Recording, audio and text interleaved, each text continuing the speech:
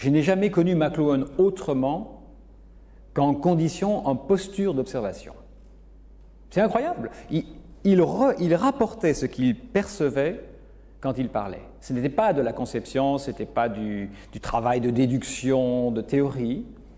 C'était quelqu'un qui parlait de source. Je n'ai jamais vu ça ailleurs. Jamais. Et donc, c'était quelque chose d'extraordinaire. Je crois qu'il avait certains modèles de pensée qui devaient lui revenir et l'aider, si tu veux, à former des idées et à filtrer ses observations, ça j'en suis sûr. Et ça pouvait irriter les gens. Et on l'a appelé prophète parce qu'il voyait très bien le présent. Lui-même disait, et me l'a dit plusieurs fois, et me faisait rire, pour être un bon prophète, ne jamais prédire quelque chose qui n'existe pas déjà. C'était magnifique. Je veux dire, ce type avait ce sens de l'humour permanent. Alors, il y a déjà ça. Je me souviens toujours, dans l'arrière-pensée, puisqu'on fait de la philosophie, du gai savoir de Nietzsche. Pour Nietzsche, l'homme parfait est un homme qui sait rire. L'homme encyclopédique, c'est d'abord quelqu'un qui a un sens de l'humour prodigieux et qui est capable de retourner cet humour contre lui-même. McLuhan était parfait sur ce plan-là. Il n'arrêtait pas de nous faire rire. Il avait un goût détestable mais merveilleux pour les plaisanteries les plus bêtes. Et vraiment, c'était quelqu'un de... Oui, je l'ai connu personnellement et je me souviens de lui avec énormément d'affection parce que c'était quelqu'un qui avait tellement de liberté d'esprit. C'était un esprit libre, comme j'en ai rarement vu. Alors, il y avait ça. Controversé, oui, parce que ses méthodes, bien sûr, à l'Université de Toronto, n'étaient pas du tout appréciées. À côté de lui, la plupart de ses collègues faisaient figure de besogneux. C'était des gens qui faisaient leur boulot dans leur bibliothèque, qui faisaient tranquillement leurs publications dans les revues agréées par leurs collègues, qui faisaient leurs recherches bien documentées avec 300 pages de bibliographie pour 3 pages de texte, qui faisaient des notes plus grandes que le reste de la page. Enfin bref, tu vois le genre. Le style académique parfait. McLuhan n'était pas comme ça. Il était comme Picasso qui a dit « Écoutez, moi, ma période bleue, je l'ai eue, maintenant foutez-moi la paix ». C'était vraiment ça. Quand Picasso a commencé à peindre, il a commencé à peindre comme tout le monde. Il a fait exactement le côté académique qu'on lui demandait. Puis après, il a vraiment découvert. Bien, McLuhan avait cette même liberté vis-à-vis de la pensée et de la recherche que Picasso avait prise. Et c'est pour ça qu'on a justement comparé McLuhan à un poète. Un poète, mais comme on méprise les poètes, c'était une façon de lui dire qu'il ne valait pas grand-chose. Poète, prophète, pareil, même combat. Mettez-moi ça à la poubelle. C'est ça que ça voulait dire. Il était détesté par ses collègues. Je ne peux pas dire qu'il le rendait bien. Je n'ai jamais entendu McLuhan dire du mal vraiment de quelqu'un, mais qu'il le rendait leur mépris sans aucun doute. Et je crois qu'il pouvait le leur faire sentir d'une façon qui était dramatique. Je l'ai vu remettre à sa place certains de ses collègues. Il y avait de quoi se faire un ennemi pour la vie. Ça, c'est sûr. Mais sans qu'il le recherche. Ce qu'il disait était tellement évident et la relation avec l'interaction était tellement, hélas, précise que le type se sentait réduit à poussière. C'était comme ça. Et il paraît d'ailleurs, moi je n'étais pas là parce que c'était à une époque où je n'étais pas encore au Canada, mais il aurait eu, avec une des grandes stars de l'Université de Toronto, un prof d'anglais dont j'ai oublié le nom, je crois que c'est Wilson, enfin c'était une grande personnalité énorme, il aurait eu très jeune une bagarre intellectuelle avec lui et il aurait réduit le type en morceaux, sans faire exprès. C'est ça le plus merveilleux. McLuhan n'était pas du tout désagréable. Or, je me souviens que lorsque on parlait du rôle qu'il avait joué dans le film Annie Hall, où Woody Allen, pour régler une discussion avec un prétentieux prof d'université qui me ressemble hélas, dit « Ah ben McLuhan, justement, je l'ai ici ». Alors il va chercher McLuhan derrière un panneau publicitaire et il dit « Voilà Monsieur McLuhan ». Et McLuhan dit quelques mots et c'est la fin de la scène. Eh bien, McLuhan me disait... Je lui ai dit, mais tu avais l'air un peu gêné quand même. Tu avais pas l'air. Il dit, ah, mais c'est très difficile de se jouer soi-même. Il n'avait pas du tout d'impression de lui. Il ne se jouait pas lui-même. Je n'ai jamais vu quelqu'un. Je crois qu'il ne se voyait pas. On peut dire, les Français sont parfois très méchants dans leur expression. On peut dire, il ne se sentait pas. Et au fond, c'est vrai. Je pense qu'il n'avait pas le sens aigu de sa propre présence dans le monde, ce qui était son charme. Il y a très peu de gens qui sont aussi peu narcissiques. Dans ma vie, très peu de gens qui sont aussi peu narcissiques que McLuhan. Je m'en souviens très bien. Et c'était quelque chose, on pouvait le croire. On pouvait le croire parce qu'il avait le sens de l'humour, on pouvait le croire parce qu'il ne se mettait pas en valeur. Et son idée à lui, la seule chose qui l'irritait, si tu veux, c'est lorsqu'on l'accusait d'avoir des théories. Ça l'énervait. Il voulait pas Qu'on l'appelle prophète, ça faisait rigoler. Il disait que c'était une manière de se moquer de lui ou de l'envoyer promener. Mais qu'on l'appelle théoricien, ça l'énervait beaucoup. Je ne suis pas un théoricien, je suis un observateur de ce qui se passe. C'est tout. Donc il ne se voyait pas comme professeur. Il ne se voyait pas non plus comme chercheur. Je crois qu'il se voyait vraiment comme un véritable observateur. Il se prenait comme un explorateur. D'ailleurs, il disait « I don't explain, I explore ». Je n'explique pas, j'explore. Donc il se voyait, je crois que s'il se voyait quelque chose, il se voyait à la limite, il se voyait dans la jungle, il se voyait dans la brousse, il se voyait dans l'espace, il se voyait là où quelque chose se passait, le nez, les oreilles, les yeux, hyper ouverts, tu vois, et faisant rentrer tout ça. Plus tard dans sa vie, quand il a commencé à vieillir, je crois que les filtres de ses pensées sont devenus un peu plus rigoureux, et ça arrive à tout le monde. Et il est un peu devenu, comme tous, l'hologramme de lui-même, comme disait Buckminster Fuller. Mais au début, c'est quelqu'un qui était tout sens en éveil et qui comprenait, voyait, sentait, touchait les choses. La dialectique, c'était peut-être la grande sœur philosophique avec laquelle McLuhan ne s'entendait pas. Il aimait passionnément la rhétorique, et il y avait entre eux un jeu de séduction qui est tout à fait rhétorique, et il avait une révérence pour la grammaire, donc du trivium classique, dialectique ou philosophie, rhétorique ou l'art de l'oralité, de l'échange, de la séduction, de la publicité, des médias, tout ça.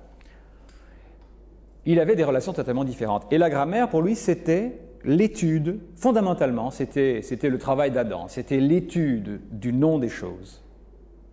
C'était vraiment ça, l'ordre et l'étymologie. Tous les matins, il prenait 2 œufs, un steak et 3 pages du dictionnaire Oxford anglais, le grand. Donc, écriture biblique, minuscule, sur des pages comme ça, il s'en faisait 3. L'histoire des mots. Il disait que dans l'histoire du mot, il y a tout l'être, il y a toute l'histoire. Et donc, il y avait quelque chose dans cette passion du langage qui n'était précisément pas l'art de la dialectique et de la philosophie classique qu'il trouvait à son goût trop conceptuel, c'était beaucoup plus le jeu du langage et l'effet du langage sur le monde et sur l'être. Et le médium est finalement une métaphore, une extension du langage. C'est à ça qu'il songeait constamment. Le langage, si tu veux, au centre de ses préoccupations, dans le sens où, pour lui, la grande affaire, c'est finalement l'alphabet. C'est finalement l'écriture.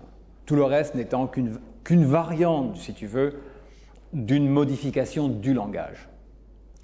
Le langage étant d'abord pour lui le mass médium, le médium par excellence qui est à la fois totalement commun et totalement privé. De cette manière, Internet aujourd'hui est devenu une expression de cette communauté du langage et de cette appropriation privée du langage. L'écriture commence à donner le pouvoir sur le langage à l'individu. Chose fondamentale pour lui, puisque c'est le début de la fin de l'espèce d'unité tribale dont il parle dans l'oralité. L'écriture donne le pouvoir à l'individu et apparaît aussi extériorisée et devient elle-même un outil, peut être traitée comme un outil au lieu d'être, si tu veux, ce qui exprime l'être. La parole qui passe à travers le corps fait vivre, fait être le corps, fait échanger, mais une fois que cette parole aboutit sur un texte objectivement devant toi, elle devient un objet d'attention et aussi un instrument de travail. Et comme disait un de ses amis, les amis de McLuhan, Edward Hall, disait « La plus grande invention de l'homme, ce n'est pas la roue, c'est le langage ». Et McLuhan dit quoi? Qu'est-ce que tu racontes? Et lui dit oui, le fait de découvrir qu'on parle, c'est-à-dire le premier pas du métalangage, est le plus dur à faire. Donc ça, c'est quelque chose de tout à fait exceptionnel. Et donc, McLuhan avait vis-à-vis du langage cette espèce d'intérêt profond qui lui faisait étudier les effets de l'écriture. Ce qui est intéressant, c'est la très grande différence qu'il y avait entre ma manière de voir, parce que moi aussi j'ai partagé, c'est comme ça que j'ai découvert un peu McLuhan, ma manière de voir le langage et la sienne. Pour lui, il n'y avait aucun intérêt à aller chercher les causalités, aucun intérêt. Les interactions, moi je trouve passionnant le fait que l'alphabet transforme pas le cerveau, on ne peut pas dire ça, mais transforme les routines fondamentales de traitement d'informations. Et je peux vraiment, j'ai l'impression que je peux le prouver sans difficulté. Et on peut aussi le déprouver, quand c'est vraiment scientifique. Ça, McLuhan, ça lui était royalement égal. Ça lui était aussi égal que de conduire une voiture, il ne conduisait pas. Donc le héros de la technologie ou le grand savant de la technologie ne conduisait pas de voiture et, pour la même façon, ne cherchait pas de connexion dans la philosophie, d'où son intérêt limité pour la dialectique.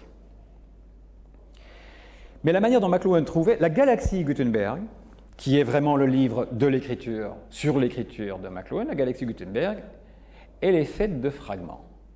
Elle est faite de fragments dont la connexion existe sans doute, mais finalement c'est à toi de la faire. Pas parce que c'est du pur fantasme,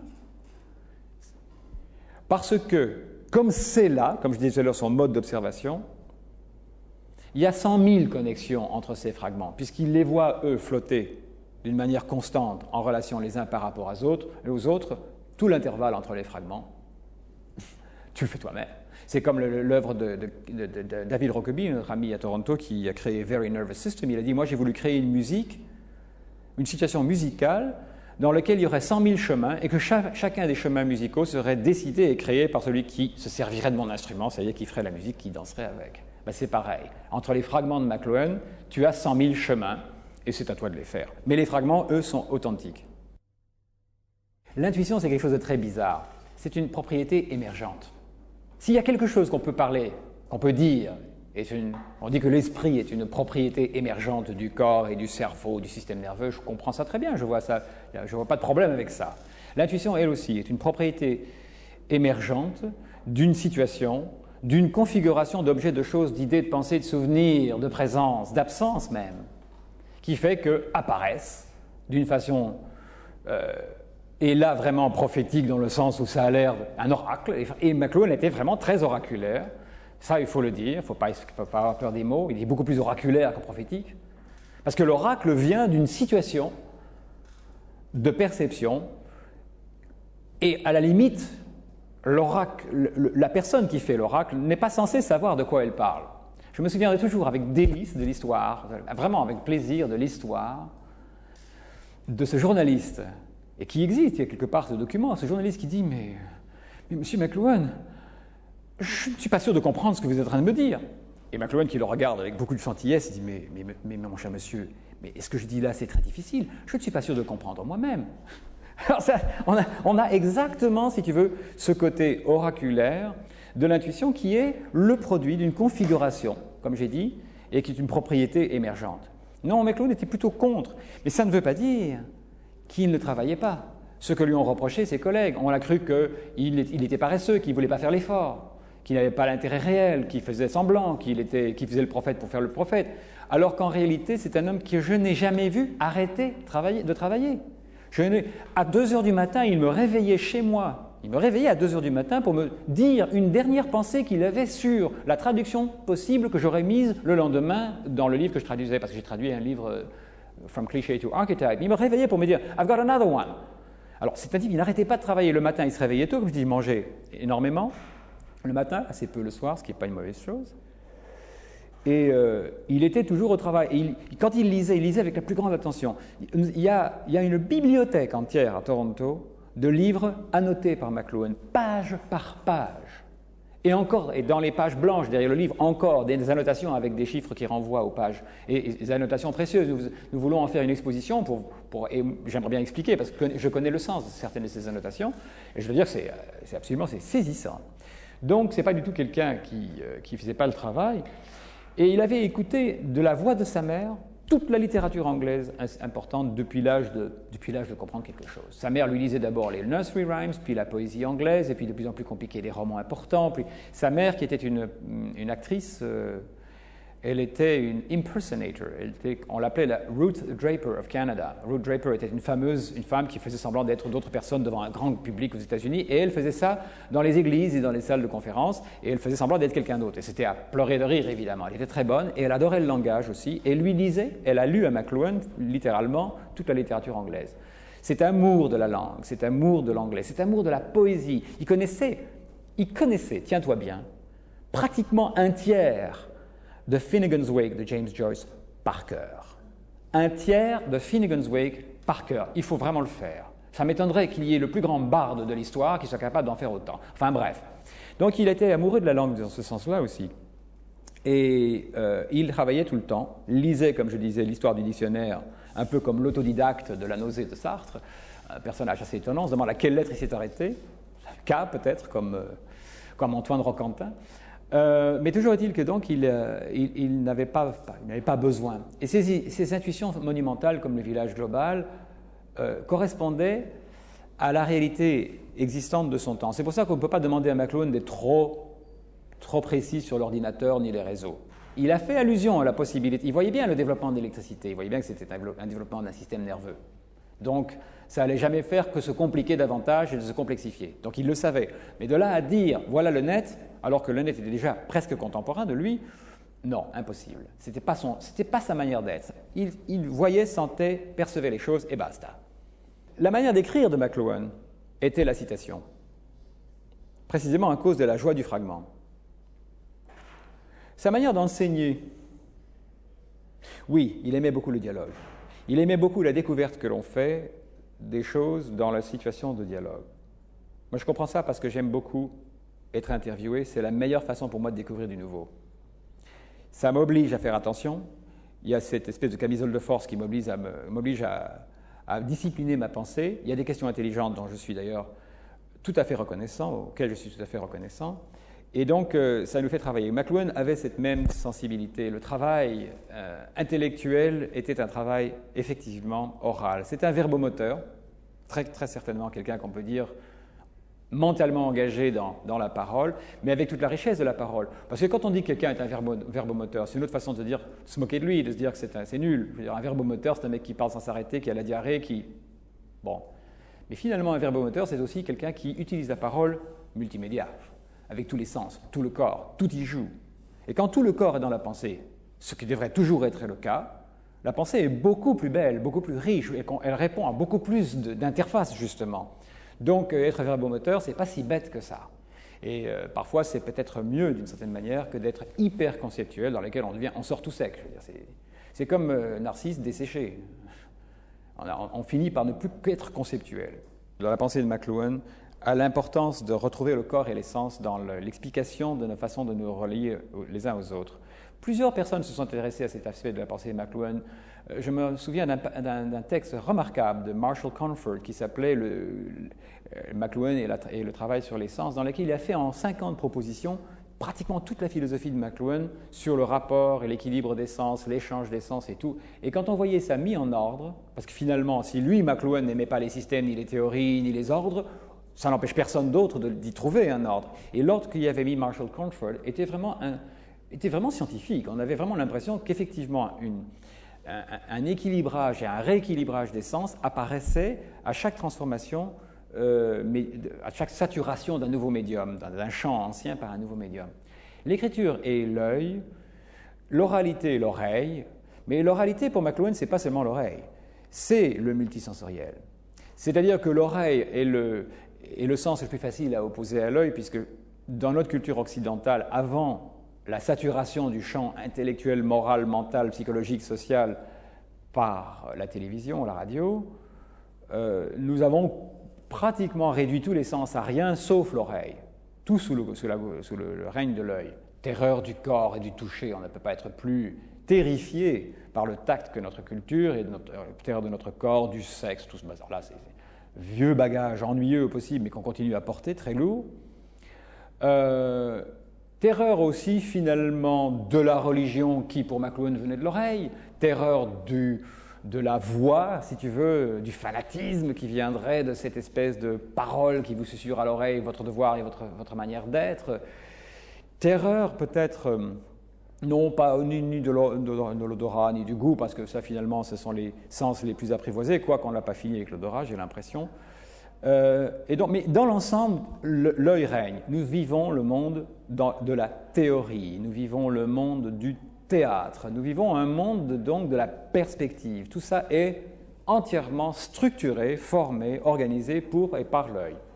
Et nous réduisons tous les autres sens à ça.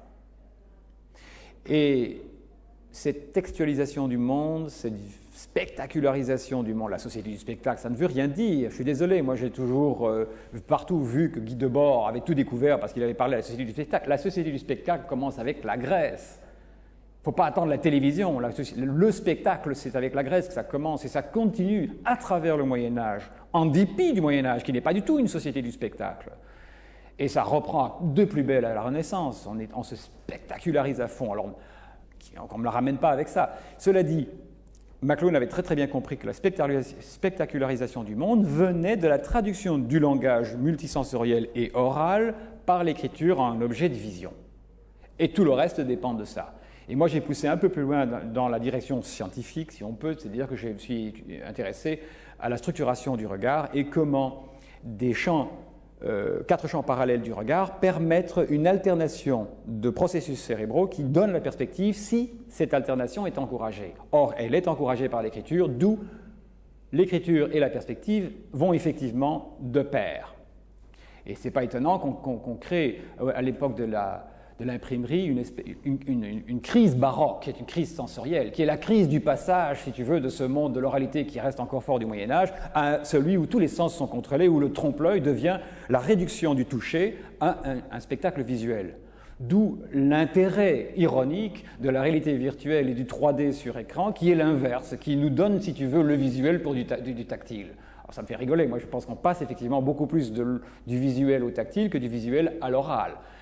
L'oralité secondaire dont parle Walter Hong, ce n'est pas une oralité de l'oreille pure, c'est beaucoup plus une multisensorialité dominée d'ailleurs par l'ère de l'interface. L'interface, l'interactivité, ce sont les métaphores du tactile. L'intégrisme, l'intégration, l'intégrisme même, sont des métaphores du tactile. Tangere, qui veut dire toucher. Donc il n'y a aucune question que nous passons beaucoup plus à une civilisation du tactile, pour moi, que la civilisation de l'oreille. Cela dit, McLuhan parlait bien de ça parce que c'était facile à opposer en son temps. Facile de dire, quand tu parles, on entend, quand on t'entend, quand tu écris, on te lit, on te regarde, on regarde ce que tu fais. Donc c'était ça, si tu veux. Mais l'électricité a toujours été tactile. Elle ne se déplace pas dans l'espace, elle se pousse. Il me semble que c'est dans le cours d'une conversation en sortant d'un avion pour aller à Vancouver que McLuhan s'est tourné vers un professeur avec qui il avait eu une conversation dans l'avion et le prof lui disait So what's the message? Et McLuhan a fait well, the medium is the message. Et c'est né comme ça, littéralement, comme tu me demandais tout à l'heure un exemple d'une oralité, les grandes intuitions, comme ça venait d'une recherche, c'est comme ça que c'est né. Pas plus bête que ça. Alors, est-ce que la télévision a été importante pour faire surgir cette perception du monde? Oui, et ça n'a aucun doute. Mettons que, rétroactivement, ça s'applique à n'importe quel médium, mais la télé a été le médium qui, finalement, était le point de mire des observations de McLuhan. McLuhan était baigné dans la lumière cathodique, et il a compris la télévision absolument d'une façon extraordinaire. J'ai l'impression qu'il ne voyait pas la télévision comme le dessin d'une image sur un écran, il voyait plutôt la télévision comme certaines simulations que l'on peut faire aujourd'hui, comme une espèce de rayon qui allait te caresser, qui littéralement, ça te venait là sur le corps, ça te malaxait. Et donc c'était tout ce rayon qui était le message. Je crois que ça, c'est un titre qui est venu de conversation entre McLuhan et Quentin Fiore, qui a fait un livre, The Medium is the Massage. Et puis alors, il faisait des jeux de mots tout le temps, et donc il avait aussi The Mass Age, l'âge de la masse, qui est absolument vrai. Je veux dire, mais c'était sur la télé, ça. Donc il jouait sur les mots tout le temps. Il avait appris Joyce Parker. On ne peut pas résister aux jeux de mots quand on connaît un tiers de Finnegan's Wake. Mais le médium était le message, était le massage. C'était vraiment pour lui la tactilité du TV is touch. D'ailleurs, c'est pas moi qui ai inventé cette affaire de tactilité. C'est lui qui l'a dit. Il a dit television primarily is touch. C'est le tactile. La télévision touche. La télévision prend l'œil pour une oreille. Il avait dit ça aussi. Takes the eye for an ear. Il lui envoie des trucs. Il n'arrêtait pas de faire des plaisanteries sur les sens. Mais c'est ça. Ce que McLuhan avait très bien compris, c'est que la télévision nous recollectivisait, médium de masse, nous regroupait de nouveau dans une masse de gens qui était l'objet d'un barrage publicitaire monumental, une masse de consommateurs avec une culture homogène, la télévision homogénisait pas mal la culture, et avec un sens unique du discours et une espèce d'espace mental public. La télévision est une sorte d'espace mental public. Il ne l'aurait pas dit comme ça exactement, mais c'est ça que ça voulait dire. Par rapport au livre, qui lui, alors au contraire, était un espace mental privé, sans aucun doute, il disait, c'est le point de vue de l'individu fermé dans ma librairie, comme on disait de Montaigne, fermé dans sa bibliothèque, fermé avec son livre et dans le silence, si tu veux. Ça, c'est la pensée, la conscience privée. La télévision devient une sorte de conscience publique, de pensée, de comportement public.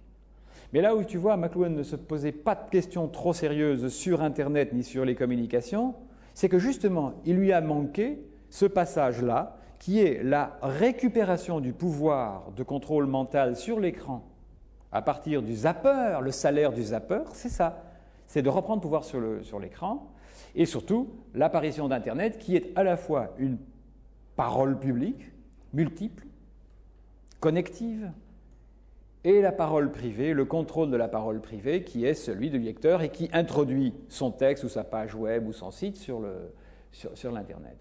J'ai l'impression que l'idée du système nerveux central, qui apparaît certainement dans Understanding Media, pour comprendre les médias, je me souviens même de l'endroit où ça apparaît pour la première fois, j'ai l'impression que si l'intuition lui est venue, c'était la perception qu'il avait du satellite.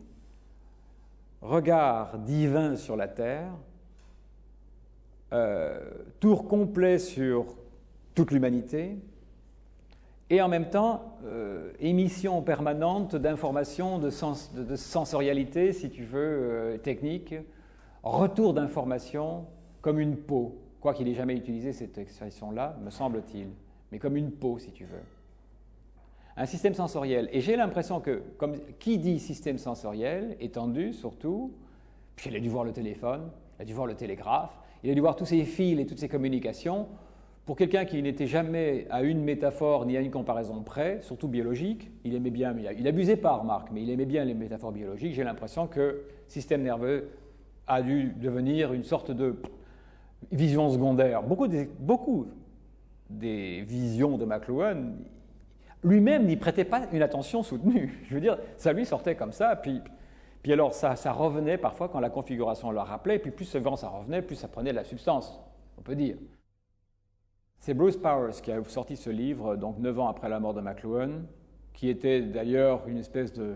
Beaucoup de gens avaient fait ça avec McLuhan, série de conversations avec lui, puis on avait fait un bouquin. Bon, tant mieux. Le livre a eu un certain succès, c'est vrai, mais déjà à l'époque, le village avait cessé d'être global ou le globe avait cessé d'être un village. Déjà à cette époque-là.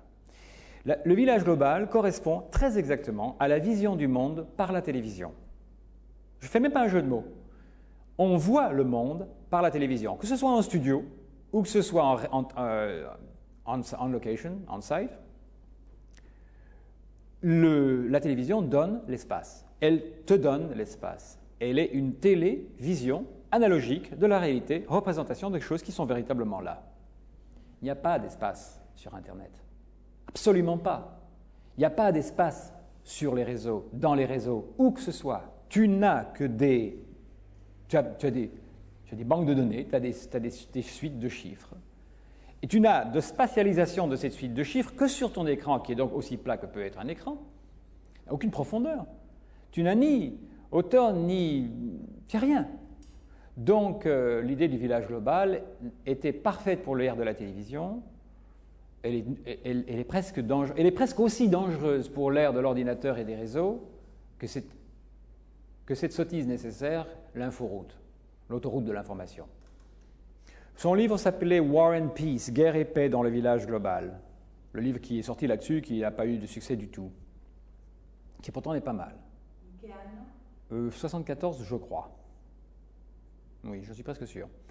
Et Guerre et paix dans le village global a eu qu'un succès. C'était un bouquin, encore un de ces bouquins qui était fabriqué un peu par un peu tout le monde, parce qu'après Gutenberg Galaxy et Understanding Media, McLuhan a toujours écrit en collaboration. Donc c'est peut-être pas le plus fort de sa pensée, mais c'est quand même pas mal. Eh bien, dans Guerre et paix dans le village global, il ne dit pas que la grande retribalisation électronique du monde va nous rendre tous frères et qu'on va tous s'aimer. Bon, il y a eu un peu de ça du temps justement de ce pauvre Timothy Leary, du temps de la Californie et tout ça, mais dans l'ensemble, McLuhan disait que plus les êtres sont imposés les uns sur les autres quand ils ont une longue habitude de l'espace, surtout les occidentaux, plus ils vont s'entretuer. Il n'y a rien qui se déteste plus que des frères. Et quand on se trouve tous frères, on s'entretue, c'est normal. Il ne trouvait pas ça merveilleux. Il disait que la seule façon de corriger ce problème, c'est de doser les médias. Surtout pas laisser la radio travailler toute seule, elle tue. Mettre tout de suite la télé là où la radio a commencé à faire ses ravages, ça calme les gens. Il avait très bien compris que le chaud et le froid, justement, d'un médium, que tu pouvais échauffer entièrement une population comme l'avait fait Hitler avec la radio. La Seconde Guerre mondiale était vraiment, selon lui, un effet de la radio, et que, heureusement, la télévision avait empêché la troisième.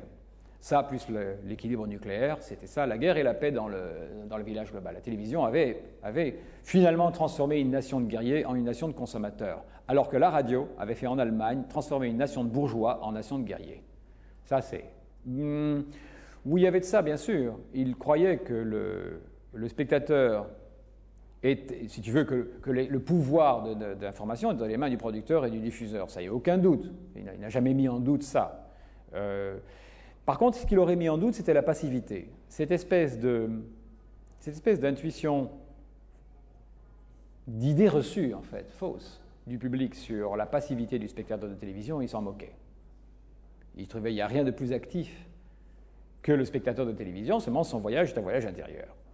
Il dit le spectateur de télévision est comme quelqu'un qui est drogué, c'est-à-dire qu'il a une attention complètement invertie à l'intérieur sur lui-même. Et tu peux pousser cette idée-là en disant que de regarder la télévision, ce n'est pas comme de regarder un livre dans lequel tu es immobile et tu traduis en images une séquence de sens, de mots qui ont du sens, et tu en fais des images dans ta tête. C'est au contraire quelque chose qui dessine sur tous tes sens disponibles dans cet échange l'intelligence et la compréhension. Donc, c'est avec ton corps que tu regardes la télévision. Donc, c'est quelque chose qui n'est pas du tout passif. C'est au contraire très actif.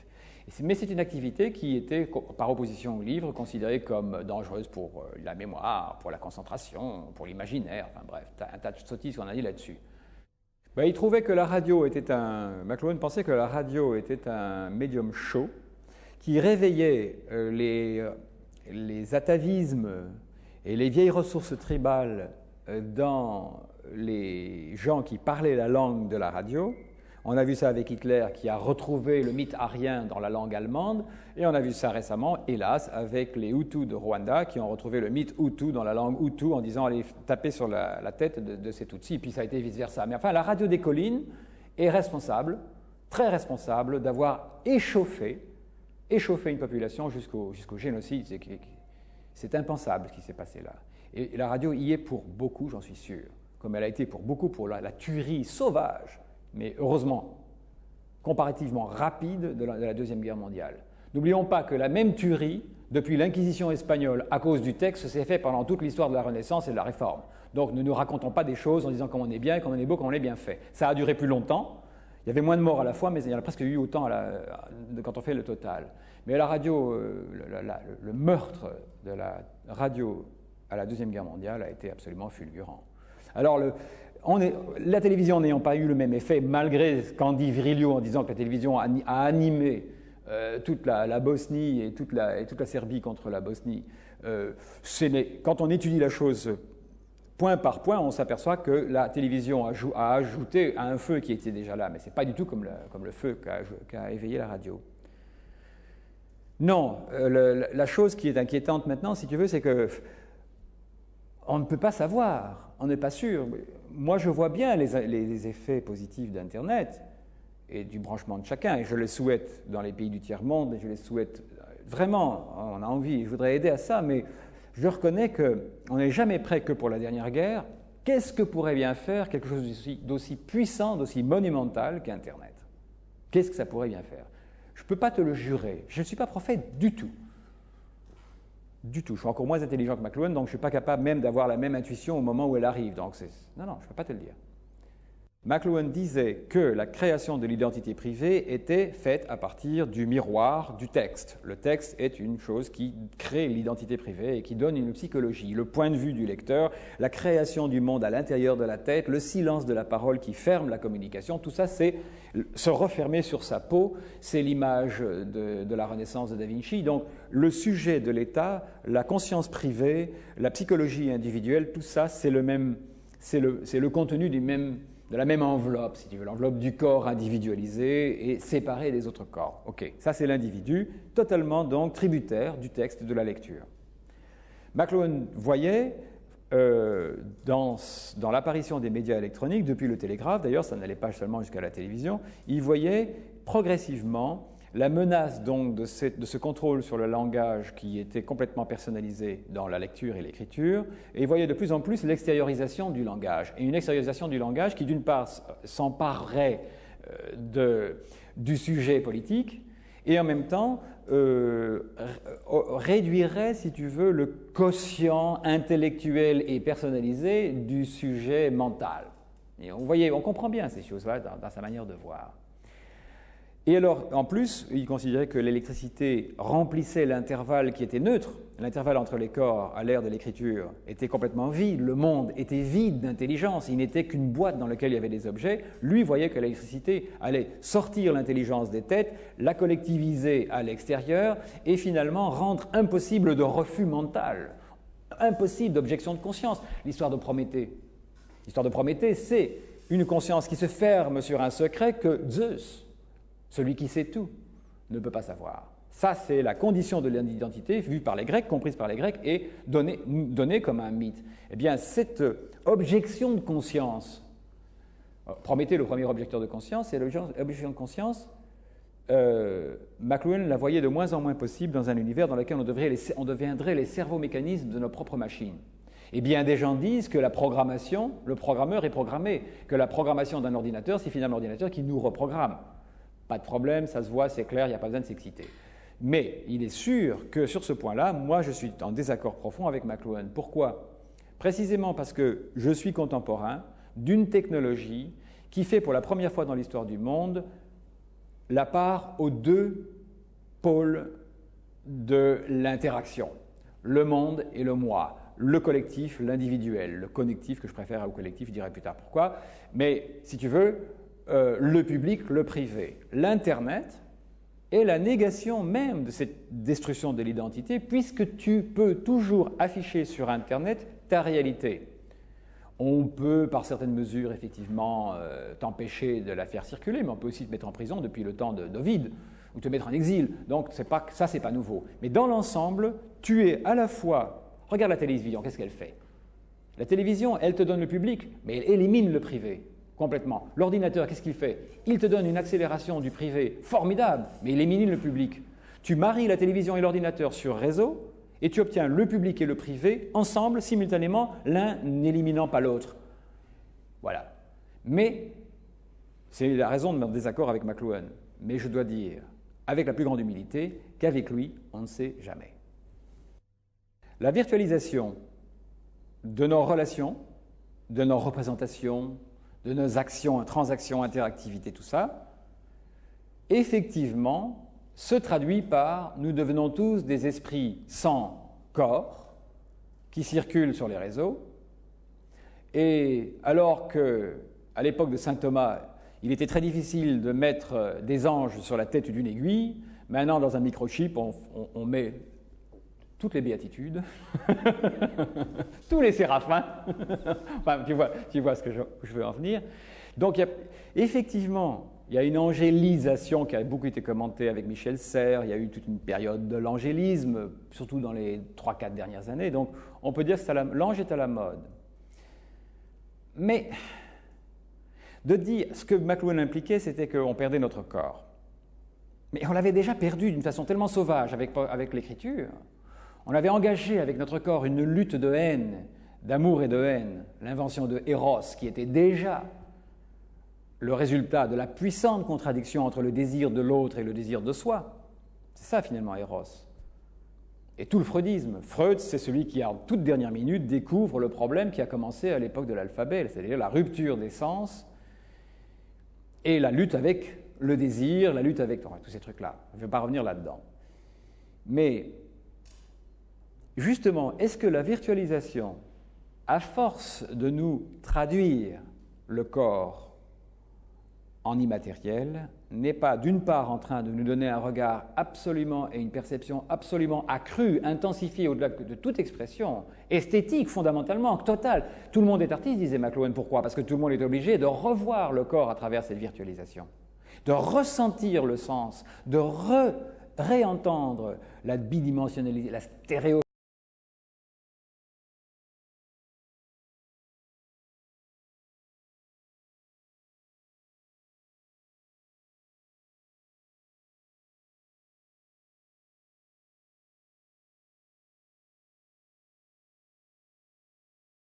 lui-même aussi de substance, si on la lui donne. D'aucuns disent, et non sans se tromper, à mon avis, que la différence énorme entre l'analogique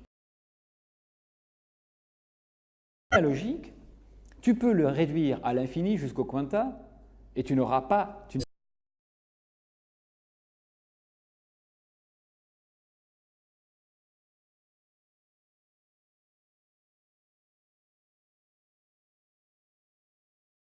du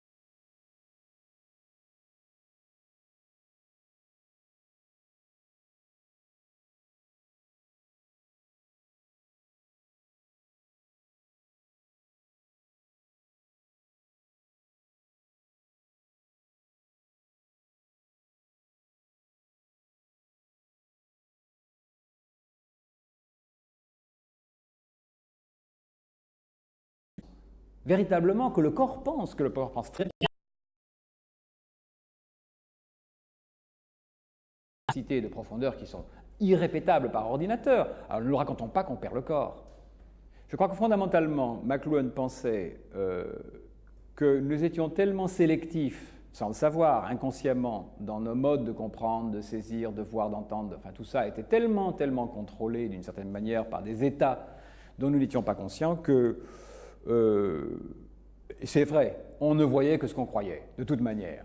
Mais ce qui était bien dans cette phrase, c'était très drôle, c'est l'inversion. Il adorait les inversions comme ça. Il disait, les gens disaient, en général, les gens disent « je ne l'aurais jamais cru si je ne l'avais pas vu ». Ça, c'est et lui, il inversait la chose en disant « je ne l'aurais jamais vu si je ne l'avais pas cru », voulant dire que la manipulation inconsciente de l'environnement par les médias et par les gens qui travaillent dans les médias faisait qu'on ne voyait jamais que ce qu'on pouvait croire au départ, qu'on avait des catégories mentales qui nous imposaient des visions. Mais alors, au deuxième degré, à quelque chose, à un degré de plus grande profondeur de la pensée de McLuhan, on aurait la prévision, si tu veux, de l'image numérique qui, finalement, fait précéder, puisque maintenant tu peux plus vraiment faire confiance à une image numérisée. Tu peux à peine faire confiance à une image analogique, puisqu'on peut tellement la manipuler que, bon, on peut te tromper. On a fait des émissions de télévision sur la manière dont la télévision trompe le monde. Alors, ça existe. Mais l'idée, si tu veux, c'est que la manipulation de l'image désacralise le statut photographique, le témoin oculaire, qui est le témoin sacré. Si tu l'as vu de tes yeux, c'est vrai. Si tu as lu dans les journaux, c'est vrai. Si tu l'as vu à la télé, c'est vrai. Le problème, c'est un problème de vérité. Donc, finalement, un problème de vérité et de foi. La foi doit passer avant le savoir dans le transfert de l'information. C'est un peu ça, à un niveau plus profond, qu'il voulait dire. Ben là, je philosophie peut-être trop. Et... Si tu veux, la convergence, c'est Humpty Dumpty put together again. Vraiment, c'est pas plus que ça. Tous les médias qui se recollent les uns sur les autres. Le pauvre œuf qui s'est cassé, puis hop, et comme dans un film mis à l'envers, on voit Humpty Dumpty qui revient dans sa forme. Ça, c'est la... Quoi ? Oui, exactement. Alors, voici donc la convergence pour lui. L'implosion, cependant, lui aurait fait penser quand même à cette problématique de guerre et paix dans le village global, l'implosion des gens les uns sur les autres. Et là, on voit dans une dynamique, si tu veux, une espèce de physique. Il avait parlé de systole, diastole. C'est intéressant, ça. Parfois, il prenait des termes extrêmement pédants pour expliquer des choses qui étaient d'ailleurs, il faut dire, pas tellement simples. L'idée, c'est que la civilisation et les médias avaient des relations d'expansion et de contraction, qu'il y avait, si tu veux, dans l'explosion alphabétique, un phénomène d'expansion, et dans l'implosion électronique, un phénomène de compression, de condensation, donc de convergence, et que tant l'explosion que l'implosion, changeant la dynamique des relations humaines, accélérant tous les processus d'une manière ou d'une autre, pouvaient menacer d'explosion interne aussi les systèmes et les sociétés. Et donc, dans l'implosion, tu aurais ce danger où les gens se frottent tous les uns contre les autres. Tu n'as plus d'espace vital, comme aurait dit M. Hitler et son ami Goebbels. Tu as ce problème de concentration, dont ne souffrent d'ailleurs pas du tout les gens, dont ne souffraient pas avant les gens dits du tiers-monde, puisqu'ils vivaient les uns sur les autres dans des pays extrêmement peuplés. Nous avons, nous, créé avec le phénomène d'expansion du moi, qui a pris de la place, qui s'est acheté une maison, qui a créé la propriété privée et tout ça, nous avons eu effectivement un phénomène d'explosion dans lequel, c'est l'histoire de Rome. La création de Rome, voici la limite, tu la sautes, je te tue.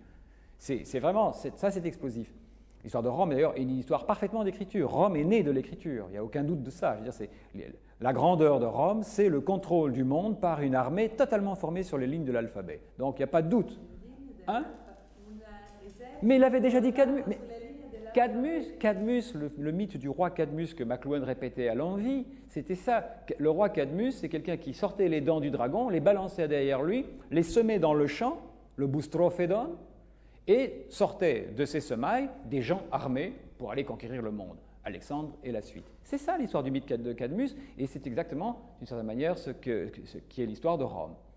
Mais ça, c'est un phénomène d'explosion, de restructuration fondamentale. Le monde qui était Rome, c'est un monde totalement restructuré à partir des formes fondamentales de l'écriture et de l'alphabet, un monde de bureaucratie absolument rigoureuse. On peut pas être... Il n'y a que les ordinateurs qui sont plus rigoureux que la bureaucratie de l'armée romaine. Donc, on a affaire maintenant à un phénomène d'implosion, et l'intégrisme, c'est ça. L'intégrisme serait, si tu veux, l'implosion et l'espèce de reconfiguration dans un ordre totalement différent, et très dangereux aussi, vraiment très dangereux aussi à cause de son fanatisme, justement, à cause de sa monomanie. Très dangereux, donc cette implosion est une forme de dynamique qui porte sa propre menace.